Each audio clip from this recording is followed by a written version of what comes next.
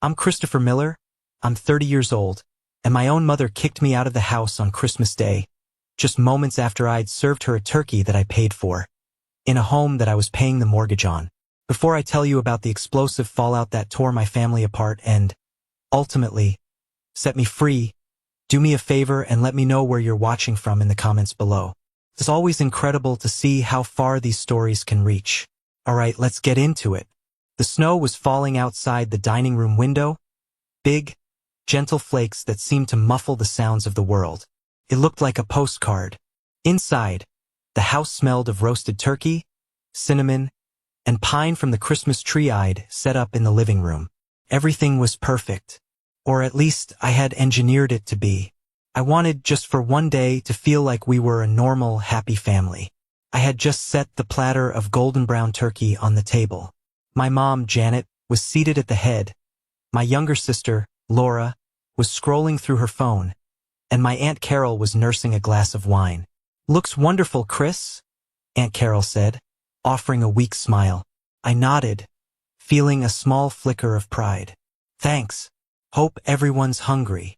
I sat down, picked up my fork, and was about to take my first bite when my mother cleared her throat. She didn't look at me. She stared at a spot on the wall just over my shoulder. "Christopher," she began, her voice calm, almost casual. "I think it's time you found your own place.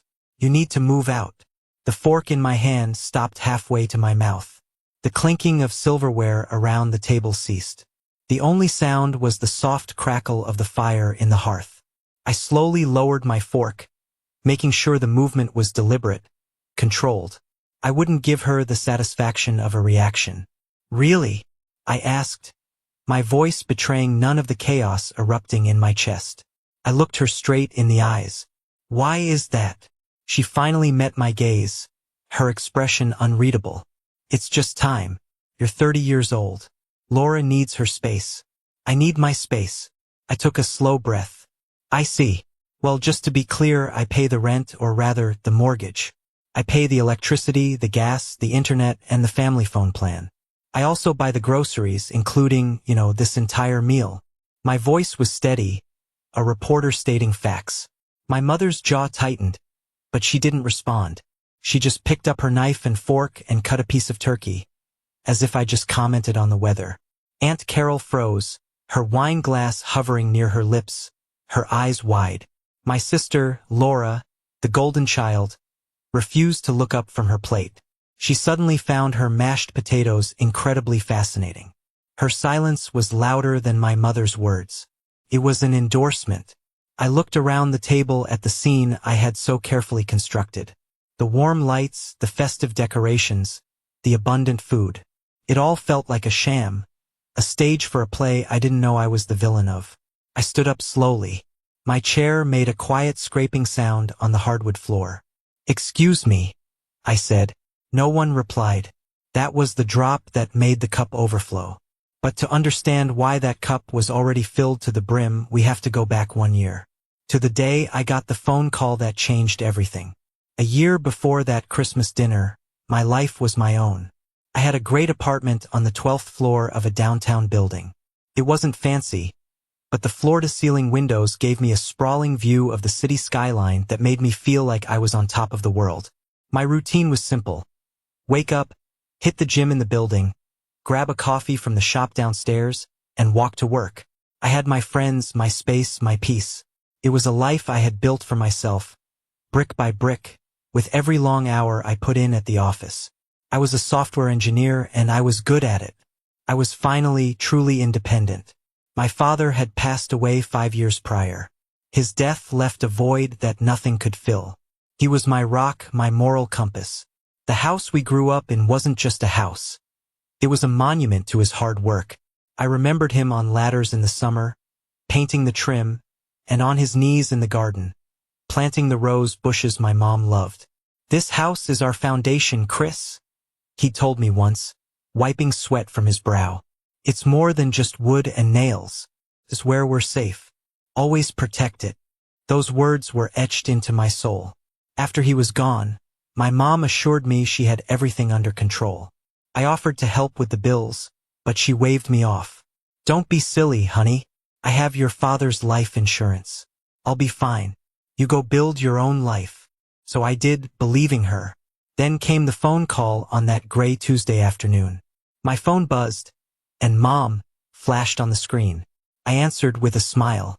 Hey Mom, what's up? Her voice came back as a choked, desperate whisper. Chris? Oh, Chris. Instantly, my smile vanished. My heart leaped into my throat. Mom, what's wrong? Are you okay? The house, she sobbed, the words cracking. The bank sent another letter. Final one. They're going to take the house. The world seemed to tilt on its axis. What are you talking about?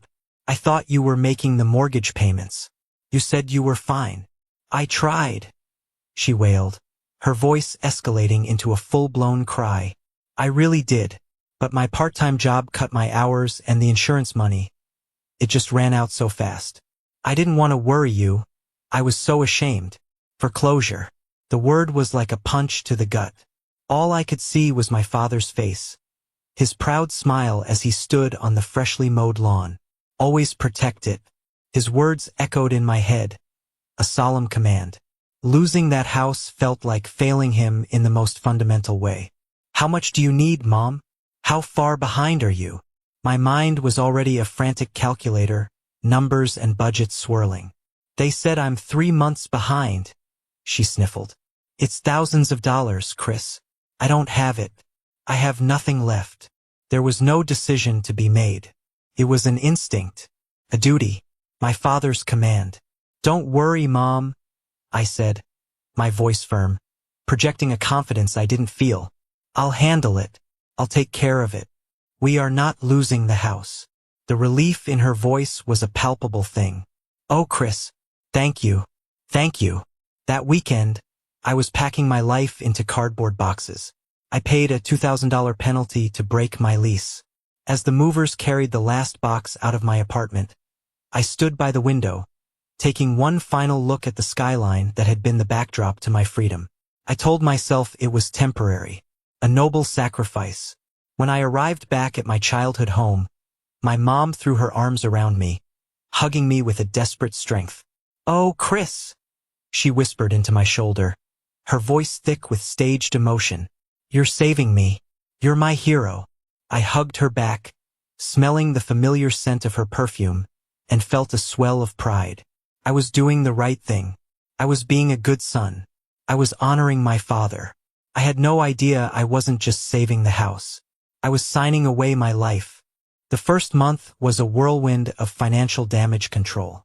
I wrote a check to the bank that made my hand shake, catching up the 3 months of missed mortgage payments. Then I set up an automatic transfer for the $1,200 monthly payment. That alone was more than my old rent. Then came the utilities. $150 for electricity and gas. The internet was $80. The family phone plan, which my mom had conveniently put in my name years ago and forgotten about, was another $120. Then there were the groceries. My mother, it turned out, had developed a taste for organic everything. The weekly shopping bill was never less than $200. I remember standing in the grocery store one evening, exhausted after a 10-hour workday.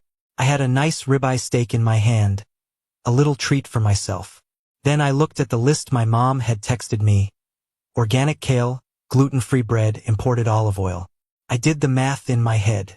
I put the steak back. I bought the kale. More than half my salary was gone before I could even think about my own needs. My student loan payments felt like a lead weight. My car insurance, my own phone bill, my desire to put something, anything, into savings. It all became a distant dream. My best friend, Mark, saw the train wreck coming from a mile away. We met up for a beer, and it was the first time I'd seen him in a month. You look like hell, man, he said bluntly, taking a sip of his beer. I just shrugged, too tired to argue. It's been a lot. I'm serious, he said, leaning forward. How's it really going over there? It's fine, I said, a little too quickly. I'm getting things under control. It's just temporary. Mark gave me a look, the one that said he wasn't buying it for a second. Chris, we've been friends since we were freshmen. I know your mom. Remember when your dad was sick, and she bought that brand new SUV because she deserved something nice to get her through the stress? Remember when Laura wanted to go on that school trip to Europe, and she convinced you to cash out some of your savings bonds your grandparents gave you, promising to pay you back? I winced. He was right. I had forgotten about that. Or rather, I had chosen to forget. She never did pay me back. This is different, I insisted, though my voice lacked conviction. This is the house. Dad's house. I can't let her lose it. And she knows that, Mark countered, his voice firm but kind. That's the button she's pushing. It's the biggest, shiniest button she has. And she's leaning on it with all her weight. I'm just telling you, man. Be careful. Don't set yourself on fire to keep them warm. They'll just watch you burn and complain that the light is flickering. His words stayed with me, an uncomfortable splinter in my mind. But I pushed them away. He didn't understand. This was my family. This was my duty. But the burden was an invisible one. My mom and sister saw the lights stay on, the fridge stay full, the Wi-Fi never drop. They didn't see the mounting credit card debt I was accumulating to cover the gaps. They didn't see me eating ramen for lunch at my desk to save money. They didn't see the invitations from friends that I had to constantly turn down. Sorry guys, can't make it this weekend. I'm swamped. It was a lie. I wasn't swamped. I was broke. The isolation was the worst part. I was living in a house with 2 other people, yet I felt completely and utterly alone. I was a ghost in my own life, silently funding a world that I was no longer a part of. The gratitude from that first day was long gone, replaced by a quiet, heavy, soul-crushing expectation. The transition from grateful recipient to entitled queen was so gradual I almost didn't notice it happening. The talk of my mom finding a job vanished completely after the first month. It was replaced by a litany of excuses. I looked online today, Chris, she'd announced with a theatrical sigh. There's just nothing for a woman my age with my skill set. Her skill set, as far as I could tell, was watching daytime television and managing her book club's social calendar. With the assumption of permanence came the demands. They started small, couched as suggestions. You know, Chris, I saw a commercial for this wonderful new face cream. It's supposed to take 10 years off your skin. We should get some. We was a pronoun she used often when she meant you. The biggest shift came with her social life. Now that the threat of foreclosure was gone, she was eager to reclaim her status among her friends. This culminated in her announcing she was hosting her book club. It'll be lovely, she said, beaming. Just a few ladies over for some wine and cheese. A little normalcy. I came home from work that Friday to a house full of her friends. Music was playing, wine was flowing. My mom, holding court in the living room, gestured to me as I walked in, exhausted and disheveled. Oh, everyone. This is my wonderful son, Christopher. He's been such a help around the house. I felt like the hired help. I gave a tight smile, mumbled a hello, and escaped to my room. An hour later, she knocked on my door. Chris, honey, could you be a dear and run to the store? We're out of Chardonnay. She was already holding out a $20 bill. A single 20, for a bottle of wine that I knew cost at least that much, not to mention the 3 other bottles they'd already consumed. I took the 20, went to the store, and paid for 2 more bottles with my own debit card. When I got back, she didn't even thank me. She just took the bag and said, "Oh, good, you're back," before turning back to her friends. I spent the rest of the night in my room, listening to their laughter, feeling my resentment curdle into a hard, bitter knot in my stomach. The next morning, I was the one who had to clean up the wine glasses and cheese plates they'd left scattered around the house. Laura, meanwhile, was living in a blissful bubble, completely insulated from the financial reality. As far as she was concerned, money was an abstract concept that magically appeared whenever she needed it. A new phone, concert tickets, a weekend trip with her friends. She'd just go to Mom, who would then come to me. The final straw in this phase of my disillusionment came during a work-from-home day. I was on a conference call with my team, discussing a critical bug in our software.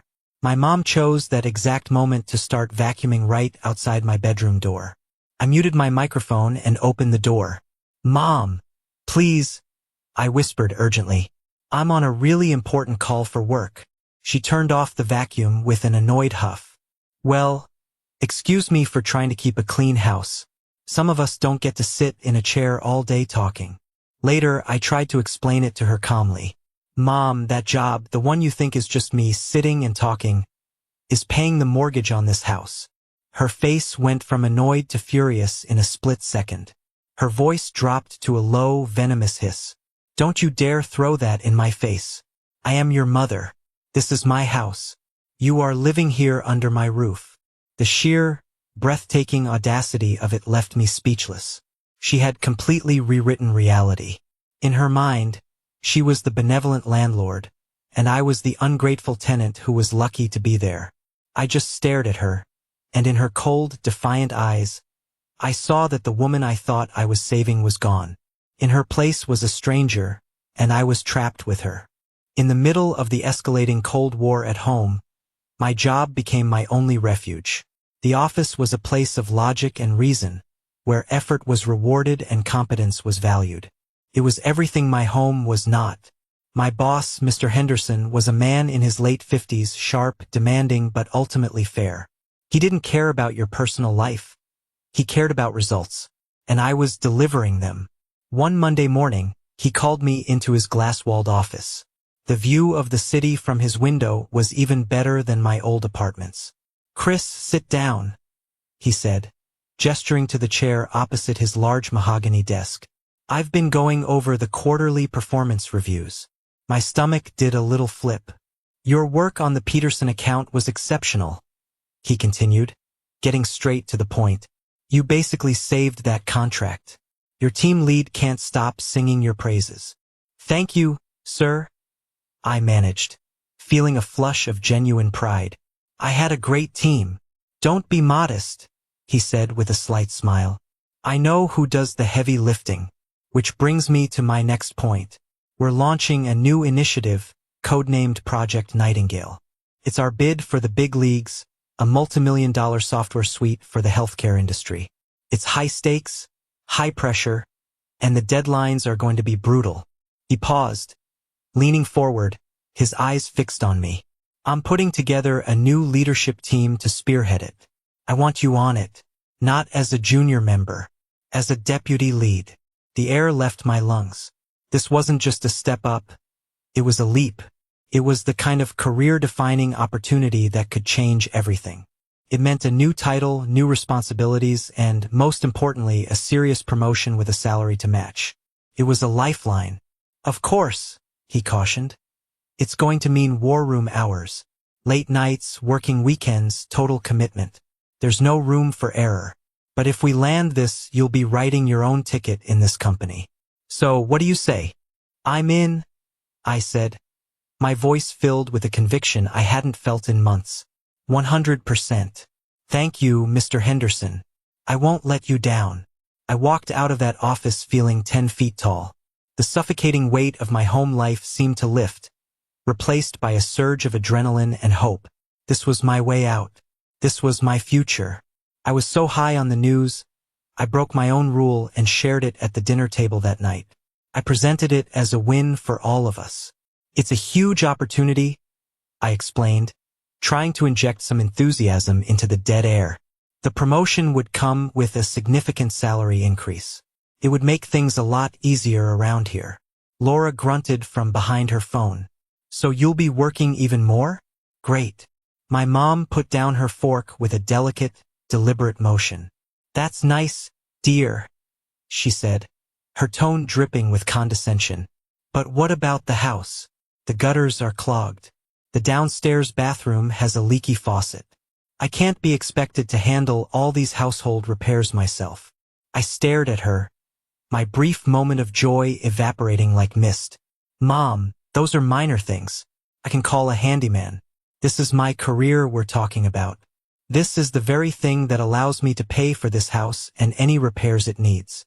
There's no need to get defensive, she said, dabbing her lips with a napkin. It just seems your priorities are askew. A man is supposed to take care of his home. Your father always took care of the home. The comparison to my dad was a low blow, and she knew it. It was designed to hurt, to put me back in my place. She wasn't proud of my success. She was threatened by it. A promotion meant I was becoming more powerful, more independent. It meant the balance of power was shifting, and she couldn't stand it. My success wasn't a resource for the family. It was a betrayal of her control. The crack that had formed between us widened into a deep, unbridgeable canyon. The argument over my promotion set the new, frigid tone for our household. I dove into Project Nightingale with a vengeance, using the punishing hours as a welcome excuse to be anywhere but home. The house was no longer a place of conflict. It was a place of silent, simmering hostility. We were roommates who despised each other. I began paying all the bills online from my office, meticulously saving every confirmation email. I wanted a digital paper trail. I wanted irrefutable proof of my contributions, even if it was only for my own peace of mind. One Saturday, while my mom and sister were out shopping, using a credit card I now knew existed, a fact that made my blood boil, I decided to tackle the mountain of junk mail that had been piling up on the entryway table. It was a task I'd been avoiding, but I needed to do something physical, something to distract from the rage churning in my gut. I was sorting the mail into two piles, shred and recycle, when I saw it. It was a thin envelope, wedged between a furniture catalog and a takeout menu. It was from a different credit card company than the one I'd found before, this one a major national bank. It was addressed to my mother, and it bore the same ominous red stamp as the last one. Account past due. My heart began to pound a heavy, rhythmic drum against my ribs. I thought I knew the scope of her deceit, but this was something new. With trembling hands, I tore it open. It wasn't a bill for luxury goods. It was a cash advance loan statement. She had taken out a $5,000 loan against the card 2 months ago. The interest rate was predatory, north of 25%. She hadn't made a single payment. But it was the memo section of the transaction that made me feel physically ill. It read, L. Miller University Tuition. Laura. My mother had taken out a high-interest cash advance to pay for my sister's college tuition. But that was impossible. I had personally set up a college fund for Laura with the inheritance money my grandparents had left me. I had been making monthly payments into it for years, and I had given my mother the account information to pay the tuition directly from it. The fund had more than enough to cover the semester. I stumbled back, leaning against the wall for support. The implications crashed down on me in a horrifying wave. They hadn't used the college fund. They had spent it. They had drained the money my grandparents had left for my sister's education, and then my mother had taken out a loan shark-level loan to cover it up, letting it fester and accrue crippling interest. When they came home, their arms laden with shopping bags, I was waiting for them in the living room. I didn't yell. My voice was eerily calm. I held up the statement. Explain this.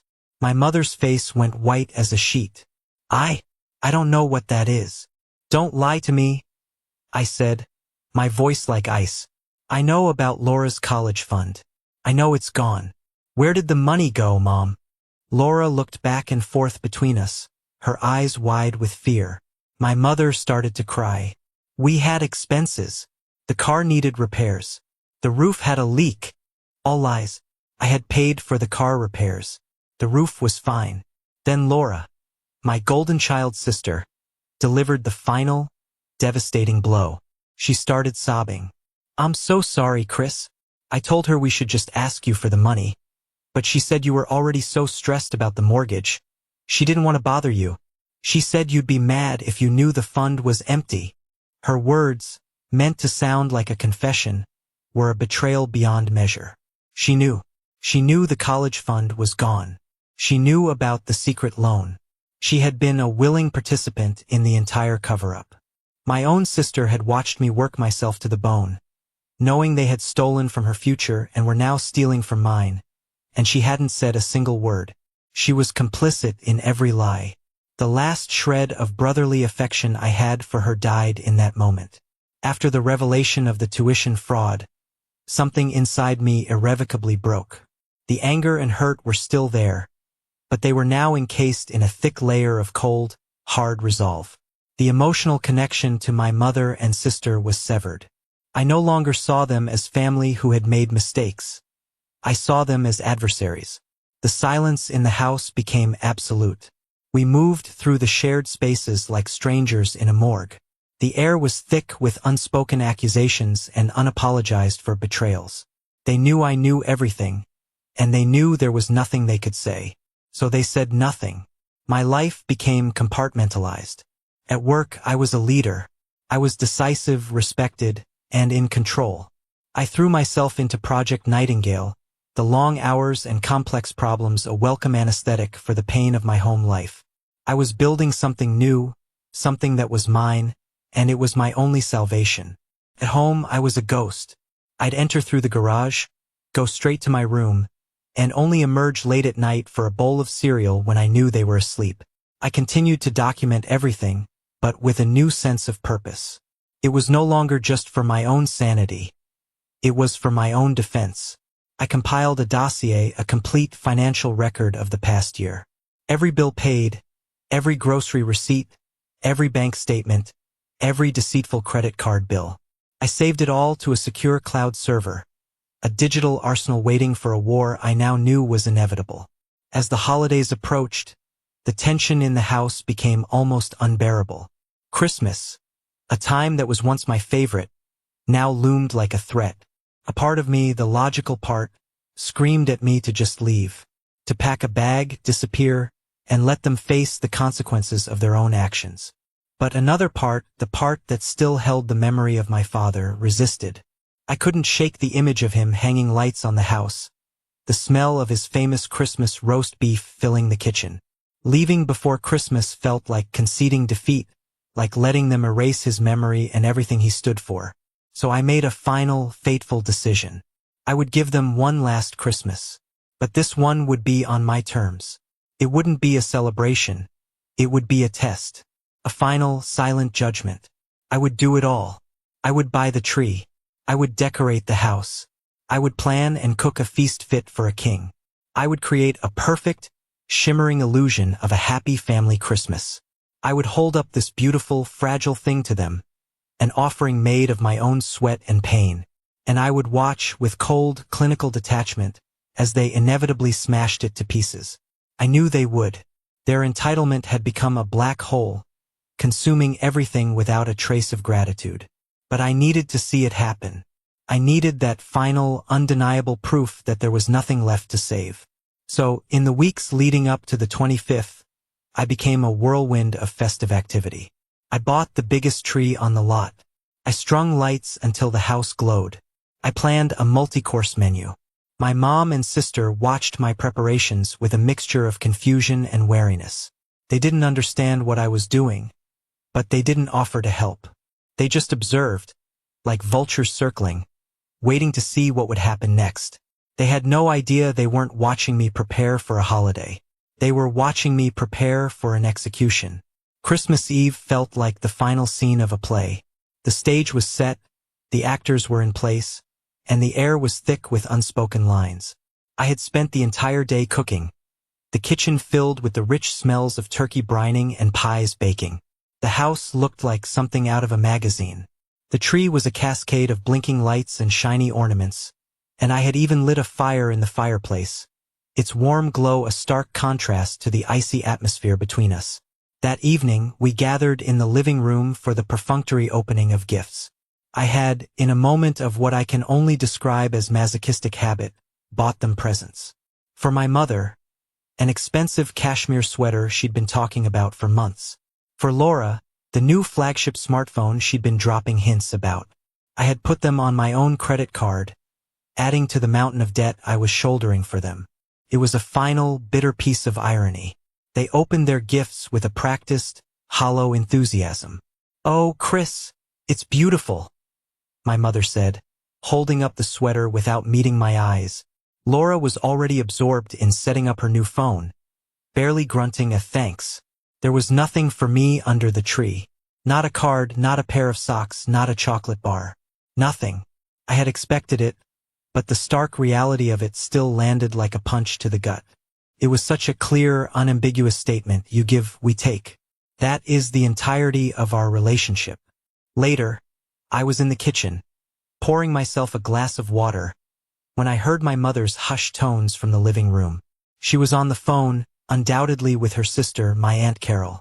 I froze, pressing myself against the wall in the darkened hallway, and listened. "I just don't know what to do, Carol," my mother was saying, her voice a theatrical whisper of supposed despair. "He's been acting so strange. All this decorating and cooking. It's like he's trying to prove some kind of point. He just walks around with this dark cloud over his head, judging us."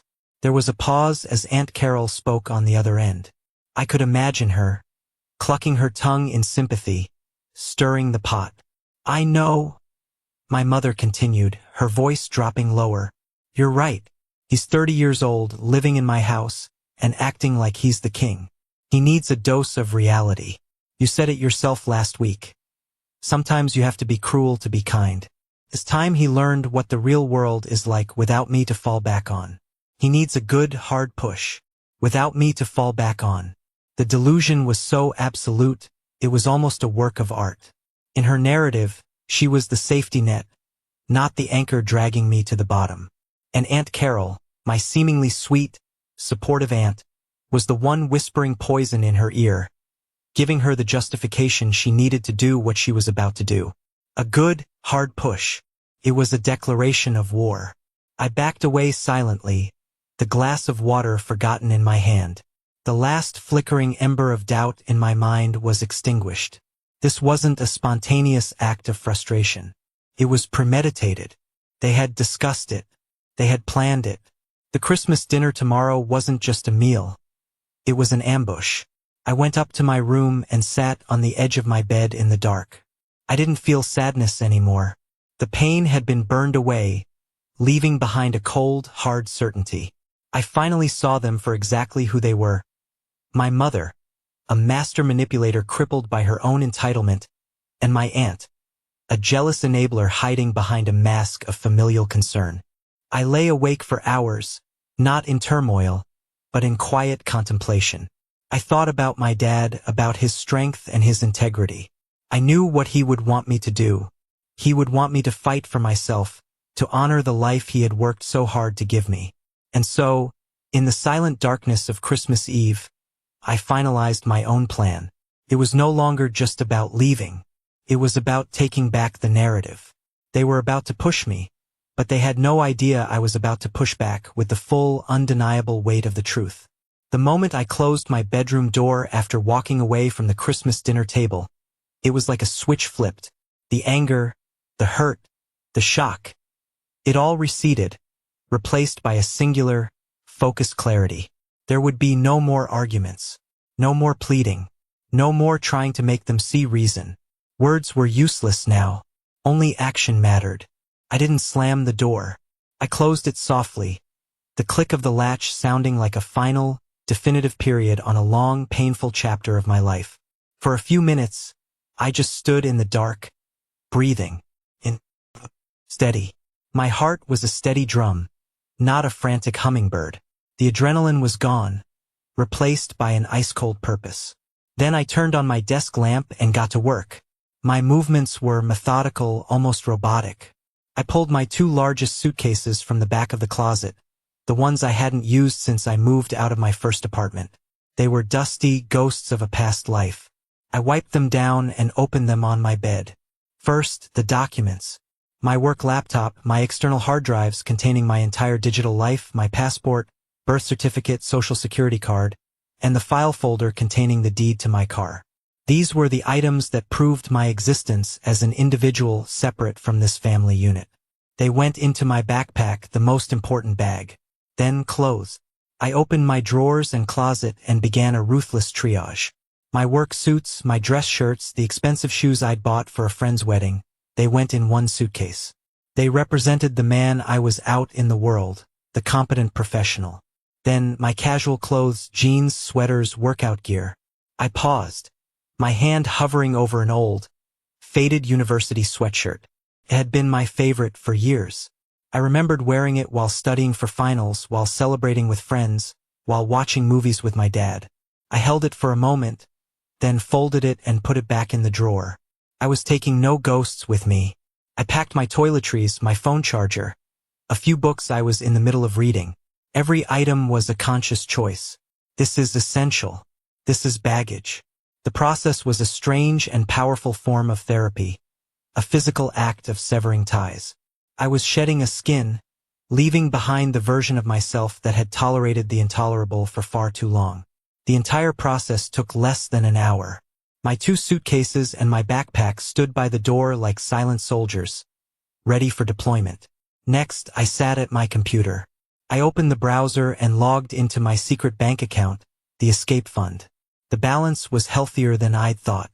The long nights on Project Nightingale and the freelance gigs had paid off. It was enough.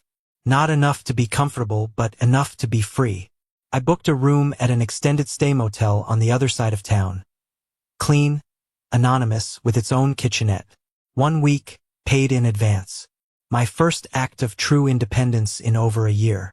At 2 a.m., the house was as silent as a tomb. I took one last look around the bedroom I'd grown up in. I saw the pencil marks on the doorframe where my dad had tracked my height. I saw the poster of a band I'd loved in high school still tacked to the wall. It was just a room, a collection of objects and memories, all of which now felt like they belonged to someone else. I picked up my bags. The weight was substantial, but it was a grounding, satisfying weight. I was carrying my entire life, and it felt right. I crept down the stairs, each step a silent declaration of departure. I kept my eyes fixed on the front door, refusing to look into the living room where the Christmas tree lights were still blinking merrily, a monument to a fantasy that had finally shattered. I turned the deadbolt with excruciating slowness, the soft snick of the mechanism sounding like a gunshot in the silence. I slipped outside into the biting cold. The snow was still falling, blanketing the world in a fresh layer of white. Felt like a clean slate. I didn't look back. I loaded my bags into the trunk of my car, got in, and drove away without turning on the radio. The only sound was the crunch of my tires on the snow, the sound of my escape. For the first few days, my world was the 4 walls of my motel room. The silence from my family was absolute, a black hole of communication. I worked remotely, my laptop a portal to a world where I was still a valued professional. I ordered food, watched TV, and tried not to think. But the silence was a message in itself. It wasn't the silence of worry or concern. It was the silence of erasure. I had been neatly and efficiently removed from their lives, and there was no void left behind. It was a chilling, painful confirmation of my disposability. Then, on the 8th day, the silence broke and the war began. Started with a single text from Laura, a short, sharp dagger. How could you do that to Mom? She's a complete wreck because of you. I hope you're happy. I stared at the message, a bitter laugh escaping my lips. A wreck? My mother was a lot of things, but fragile wasn't one of them. Before I could even decide how to respond, or whether to respond at all, my phone buzzed again. It was an email from my Aunt Lisa, my mother's older sister. The subject line was simply disgusted. The email was a masterpiece of second-hand hysteria. Christopher, your mother called me in tears. I have never heard her so distraught. She told me everything. How you flew into a rage on Christmas, screaming and yelling. How you threw your plate against the wall like a child, and then stormed out, abandoning her to face foreclosure and a mountain of bills. After she took you in, after everything she's done for you, your father would be ashamed. The lies were so audacious, so specific. I almost had to admire the artistry. Throwing a plate? It was the perfect, theatrical detail to paint me as unhinged. Then the call started. My cousin Caleb, sounding uncomfortable and disappointed. My grandmother, her voice trembling with righteous indignation, telling me I had broken my mother's heart. My mother hadn't just kicked me out. She had launched a coordinated, scorched earth campaign to annihilate my character. She was salting the earth, ensuring that I would have no allies, no support system, no one to turn to in the entire family. She was isolating me completely. I sat on the edge of the stiff motel bed, my phone vibrating with yet another incoming call from an angry relative, and I felt the last vestiges of my pain and sadness burn away, replaced by a white-hot, clarifying rage. The passive victim I had been for a year was gone. She wanted a villain? Fine. But I wouldn't play the villain in her story. I would be the hero of my own. And the hero's weapon is the truth. I opened my laptop, my fingers flying across the keyboard. I didn't write an emotional plea. I didn't engage in a he said, she said debate. I composed my statement with the cold, brutal precision of a legal document. I went to my social media page, the one I rarely used, and created a new post. I made it public. I tagged every single family member I was connected to, my mother, my sister, all my aunts, uncles, and cousins. The title was simple: The Truth About Christmas and the Past Year. I began calmly. To my family and friends, many of you have heard a story about why I left my mother's home on Christmas. The story you heard is a work of fiction. Here are the facts. Then, I unleashed the arsenal I had been building for months. First, I uploaded the spreadsheet. A complete, itemized log of every single bill I had paid since I moved back in. Mortgage, $1,200 per month. Utilities, $150/month. Groceries, $800/month. The numbers were stark, undeniable. Second, I uploaded a PDF portfolio of the key bank statements. I highlighted my salary deposits and the corresponding withdrawals that matched the bills, proving the money came from me and me alone. Third, and most devastatingly, I uploaded the scanned copies of my mother's credit card statements. The $10,000 balance at the department store. The luxury purchases. The secret cash advance loan. I included the statement for Laura's empty college fund, showing its balance before I moved in and its zero balance 6 months later. I wrote, I did not abandon my mother with a mountain of bills. I was the only one paying them. I did not leave because of a tantrum. I left because I was told to, and because I was no longer willing to finance a lifestyle of deceit and luxury while sacrificing my own financial future. The evidence is all here. I am not asking you to take my side. I am asking you to look at the truth. I took a deep breath, my finger hovering over the post button. This was the point of no return. I clicked it, and the digital bomb was dropped.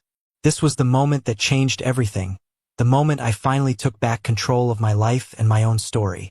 Thank you so much for sticking with me to this point. You guys are amazing. If you're here, please do me a huge favor and hit that like button and comment the number 1 down below, just so I know you made it this far with me. It doesn't just help more people find this story. It lets me know that my experience means something to someone out there. Your support is the biggest motivation for me to keep sharing the rest of this journey. The immediate aftermath of my post was a deafening silence. The barrage of angry texts and calls stopped as if a switch had been flipped. For about 3 hours, there was nothing. I could picture it perfectly. Phones buzzing across the family network, people clicking the links, the slow, dawning horror as they scrolled through the undeniable proof. The story my mother had so carefully constructed was being systematically dismantled, not by my anger, but by her own receipts. I turned off my phone. I couldn't handle the inevitable second wave, whatever form it might take. I walked to a nearby diner, ordered a black coffee and a burger, and sat in a booth, watching the traffic go by. I felt strangely calm. The truth was out. It was a wild animal now, and I couldn't control what it did. But at least it was free, and so was I. When I returned to my motel room that evening, I turned my phone back on. It was flooded with notifications, but they were different now. The anger was gone, replaced by a mixture of shock, confusion, and, from a few, profound apology. The first was a text from my cousin Caleb. It was long and rambling. Chris, oh my God, I just read everything. I feel like such an idiot. My mom, Aunt Lisa, is in complete shock. She's been on the phone with my dad for an hour. We had no idea. I am so sorry for the message I sent. I should have known better. I should have trusted you. Then came the voicemail. It was from Aunt Mary, my father's sister. Her voice, usually so warm and cheerful, was filled with a cold fury. Christopher, it's your Aunt Mary. I just got off the phone with your grandmother. I read her every line item from those credit card statements. The silence on the other end was something to behold. She took a deep breath. I want to tell you something my brother, your father, said to me not long before he passed. He told me, Mary, I love Janet, but her wants have a way of becoming needs, and other people's needs have a way of becoming her problem. He worried about this. He worried she would lean on you too hard. Tears sprang to my eyes. It was a message from the past, a validation from the person whose opinion mattered most to me. My dad had seen it. He had known. He would be so damn proud of you right now, kiddo, she continued, her voice softening. Proud of your hard work, proud of your strength, and proud that you stood up for the truth. You did the right thing. Don't let anyone, and I mean anyone, tell you otherwise. Call me when you're ready. We'll get you through this. The family civil war had begun. Caleb later told me that Aunt Lisa had a screaming match with my mother over the phone, accusing her of lying and using her. My mother, in response, had apparently doubled down, claiming I had forged the documents. But it was too late. The proof was too overwhelming. No one believed her. The most satisfying piece of news came from Caleb a few days later. You're not going to believe this, he texted. Aunt Carol called my mom to try and smooth things over, defend your mom. My mom told her that she knew Carol had been encouraging it all along and that she was just as much to blame. Then she hung up on her. I don't think they'll be speaking again for a very long time. Justice. It wasn't loud or dramatic. It was the quiet, satisfying click of broken relationships and exposed lies. My mother and Aunt Carol had tried to isolate me, but in the end, they had only isolated themselves. They were adrift on a lifeboat of their own making, and no one was coming to rescue them. 6 months can feel like a lifetime. The person who fled into the snowy night from his childhood home felt like a different man from the one who now stood in his own apartment, watching the morning sun glint off the skyscrapers. The extended stay motel had given way to a bright, modern one-bedroom apartment. It was smaller than my first place, but it felt infinitely larger. It was filled with my things, my choices, my peace. There were no ghosts here. Project Nightingale had been a monumental success, exceeding all expectations. As promised, Mr. Henderson had promoted me to senior project lead. The title came with a corner office, a small one, but it had a window, and a salary that finally allowed me to breathe. I had paid off the credit card debt I'd accumulated during my year of servitude. I was rebuilding my savings. I was rebuilding my life. I hadn't spoken a single word to my mother since Christmas. I had blocked her number, and Aunt Carol's as well. I heard whispers through the family grapevine. My mother had been forced to sell the house. My father's house. The foundation I had nearly destroyed myself to protect. She and Laura had moved into a small, cramped apartment across town. The proceeds from the sale, I later learned, had barely been enough to cover the mortgage, the secret loans, and the credit card debt. They had nothing left. A part of me, a small, residual part, felt a twinge of sadness at the loss of the house. But it was a fleeting emotion, quickly replaced by the overwhelming relief that its chains were no longer wrapped around my neck. One sunny Saturday, I received a text from an unknown number. Chris, it's Laura. Can we please meet? Just for a coffee. I'll pay. The last 2 words were what convinced me. It was a small but significant admission of a new reality. I agreed, and we met at a neutral coffee shop. The change in her was startling. The entitled, carefree college student was gone. In her place was a young woman who looked tired and worn down. The designer clothes were gone, replaced by a simple, generic sweater. Thanks for meeting me, she said, her voice quiet. She couldn't quite meet my eyes. What's on your mind, Laura? I asked, keeping my tone neutral. I wasn't there to fight, but I wasn't there to offer absolution either. It's been hard, she stammered, stirring her latte with a plastic stick. The new apartment is awful. Mom. She's impossible to live with. Now that you're not there to be her target, everything is my fault. The lack of money is my fault. The fact that we had to sell the house is my fault. The fact that her life isn't perfect is my fault. She finally looked at me, her eyes glistening with unshed tears. She blames me for you leaving. I just listened, taking a slow sip of my coffee. I didn't say, I told you so. I didn't say, welcome to my world. I was so stupid, Chris, she whispered, a tear finally escaping and tracing a path down her cheek. I just went along with it all because it was easier, because I was getting what I wanted. I never stopped to think about what it was costing you. I see it now. I see everything. And I am so sorry. It was the apology I had never expected to receive. And it was genuine. I could see it in her eyes. I know, I said softly. And then I offered her the only thing I could. You'll know when you've had enough, Laura.